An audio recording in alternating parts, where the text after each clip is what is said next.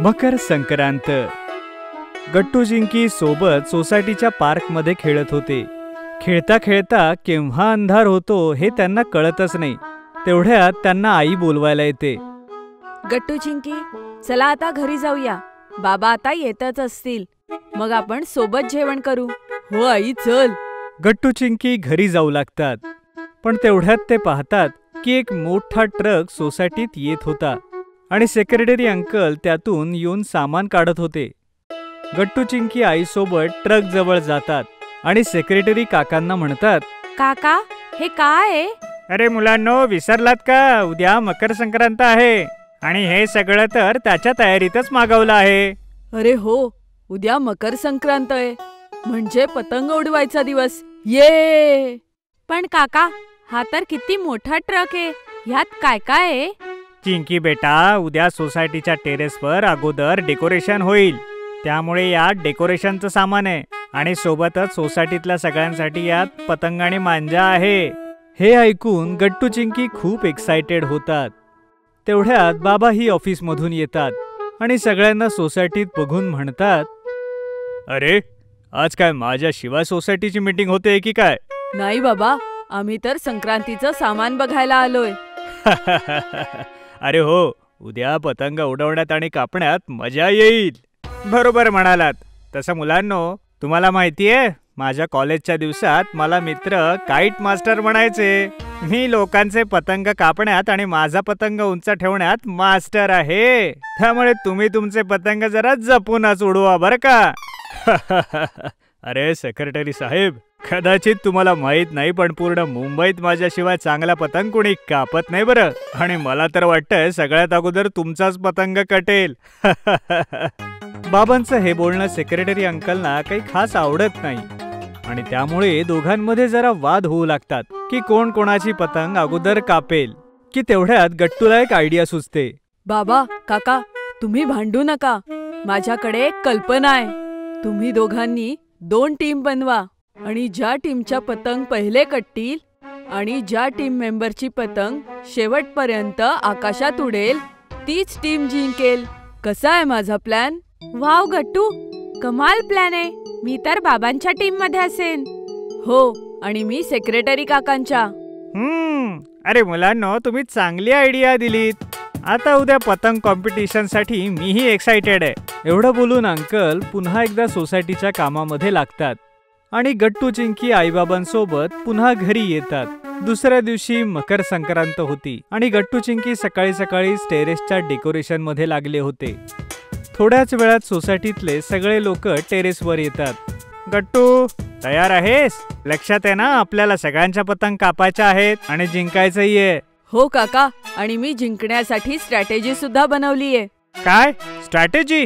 Wow गट्टू, तू तर खूप smart आहेस. तसं ही स्ट्रॅटेजी काय आहे? काका, स्ट्रॅटेजी ही आहे की सगळ्यात आधी तुम्ही पतंग उडवा आणि बाबांच्या पतंगीला घेरून ती कापा. ह्यामुळे बाबा आधी बाहेर होतील. मग तर फक्त चिंकी राहील आणि चिंकीची पतंग मी एकटाच सांभाळून घेईल आणि अशा प्रकारे आपण दोघेही जिंकू.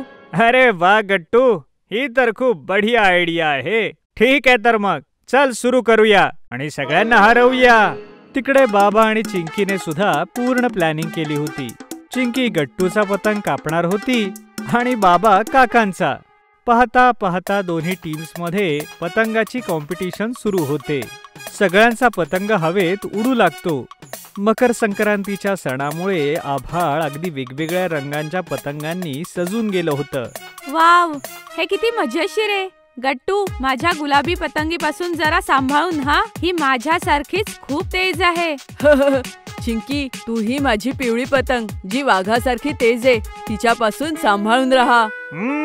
आज बघूनच घेऊया की कोण आपल्या कॉलेज टायमिंग मध्ये असली चॅम्पियन होतं. हो हो, नक्की बघूयात की. सगळ्यात अगोदर काका आपली पतंग उंच नेतात आणि त्याला बाबांच्या पतंगाच्या भोवती फिरवून कापून टाकतात. पण पाठीमागून चिंकी काकांचा पतंग कापते. अशा प्रकारे दोन्ही टीम मेंबरचा एक एक पतंग कट होतो.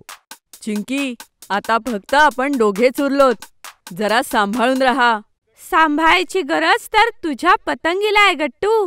गट्टू चिंकी एकमेकांचे पतंग एकमेकांच्या पतंगासोबत फिरवू लागतात आणि असं केल्यामुळे त्या दोघांचे पतंगही सोबतच कापले जातात. हे पाहून सोसायटीतले बाकी लोकही हसू लागतात. अरे बापरे, हे काय झालं?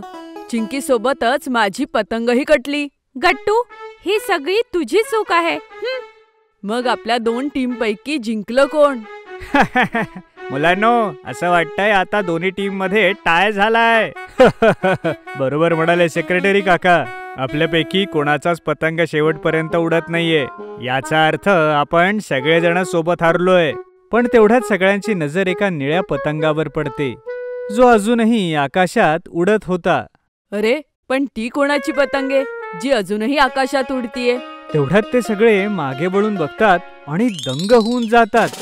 खरं तर आई तो पतंग उडवत होती आणि आतापर्यंत तिच्या पतंगाला कोणी कापू शकलं नव्हतं. मुलांनो, ही पतंग माझी आहे. असं वाटतंय की मी जिंकलीये. बघा, माझी पतंग हवेमुळे आकाशात कशी उंच उडतीये. एकदम बरोबर आई, तूच जिंकली आहेस बरं. पण असं झालंच कसं? आईची पतंग आपल्या नजरेतून कशी सुटली? कारण गट्टू चिंकी, तुमची आई कोणा दुसऱ्याचा पतंग कापण्यासाठी पतंग उडवत नव्हती, तर एन्जॉय करण्यासाठी पतंग उडवत होती. काकांचं हे बोलणं ऐकून सगळेजण हसू लागतात आणि गट्टू चिंकीलाही समजतं की आपल्याला कुठलाही खेळ समोरच्याला हरवण्यासाठी नाही, तर एन्जॉय करण्यासाठी आणि स्वतःला जिंकण्यासाठी खेळायला हवा. तेवढ्यात आई सगळ्यांना म्हणते, बरं चला मुलांनो, आता येऊन तिळाचे लाडू खा. मी आज खास तुमच्यासाठी बनवलेत, मकर संक्रांतीच्या शुभ दिवशी. ये, तिळाचे लाडू. मानलं पाहिजे, मकर संक्रांतीची सगळ्यात बेस्ट गोष्ट म्हणजे तिळाचे लाडू. फक्त तिळाचे लाडूच नाही, तर मी आज सगळ्या सोसायटीच्या मेंबरसाठी मकर संक्रांतीच्या खास खिचडीचं आयोजन केलंय. चला सगळे मिळून स्वादिष्ट खिचडी आणि दही पापडाचा आनंद घेऊया.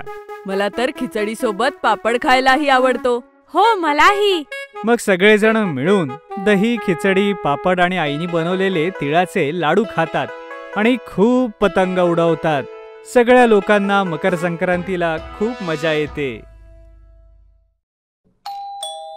पुंटून किड्स कडून पार्सल आहे. अरे, आलं पार्सल.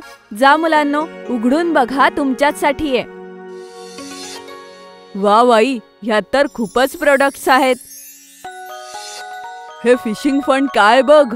तुम्हा दोघांना जे अक्षर मी सांगेल ते ह्या फिशिंग रॉडने उचलून मला दाखवायचंय. वाव, आता आपण फिशिंग करत करत अक्षर शिकणार आहे. हे बघा, ह्याला फिस्की फिंगर्स म्हणतात. ह्यामुळे तुमचा हात आणि डोळ्यांचा समन्वय चांगला होईल. ही घ्या लेस. आता ह्यामध्ये एक एक करून बीड्स टाकायचा प्रयत्न करायचा. आई, हे तर खूपच मस्त गिफ्ट आहे. कितीतरी प्रोडक्ट्स आहेत ह्यामध्ये. आम्हाला खूप मजा येतेय. हा कोणता बॉक्स आहे? हा पुंटून किड्सचा लर्निंग बॉक्स आहे, जो आपण घेऊन आलेलो आहोत नर्सरी, ज्युनियर केजी आणि सिनियर केजीच्या मुलांसाठी. जर तुम्हालाही हा बॉक्स ऑर्डर करायचा आहे तर डिस्क्रिप्शन मध्ये दिलेल्या लिंकवर क्लिक करा किंवा खाली दिलेल्या नंबरवर व्हॉट्सॲप किंवा कॉल करा. जर तुम्हाला आमचे व्हिडिओ आवडत असतील तर लाईक करा, कमेंट करा आणि सबस्क्राईब करा.